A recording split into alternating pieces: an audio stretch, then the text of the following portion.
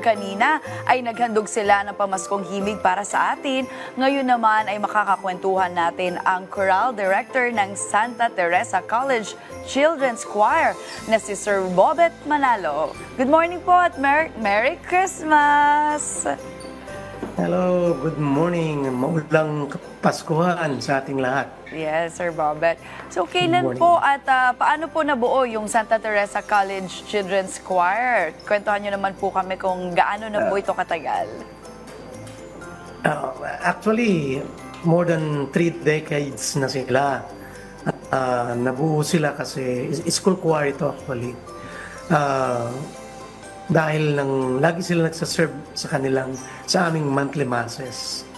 So, simula noon, pati sa school programs na nagpe-perform sila doon. Yes, gano'n. Napansin ko nga po kanina, no, parang different age groups ang members ng choral. Sa ngayon po ba, ilan ang miyembro ng choir? Yung regular members namin, nasa 32 members yon. Pero meron na kaming mga trainees na inihanda namin for further performances. Curious lang ako, Sir Bobet, paano po ba yung nagiging process ninyo sa pag-audition? Ganyan po ba talagang sinasala nyo po ba ng matindi? Ganon? Paano po ba yung pag-sali, proseso? Hindi naman. Una, yung interest nila. Kailangan interesado sila. Then, mag-audition. Pero ang pinakamahalaga sa amin yung patience, yung perseverance. Kasi yung boses, naaaral yan. Pero yung character, yung attitude, yun ang kailangan mas ma-develop sa mga bata. Lalo na po kung bata, no, talagang mag-start sila. So, pwede pa po pala ako kasi nade-develop pa rin po pala ang boses. I think I have the character. Pwede ka. Yes, sir. Pero ngayong araw po ng Pasko, ano po ba yung hiling o nais nyo pang gawin para sa inyong grupo? Sana mga bata mas ma-expose pa sa buhay. Kasi ang talagang secondary yung pagkanta sa kanila.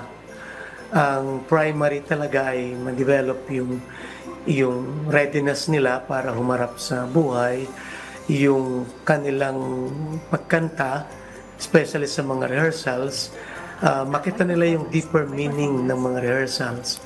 Ito how to listen to one another, be patient with one another.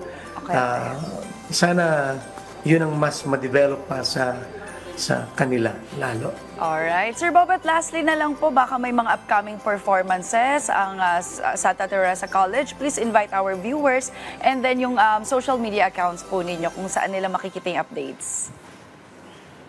Yes. Siguro, itong mga 2025, it will be that will be our busy year kasi 85th year ng school.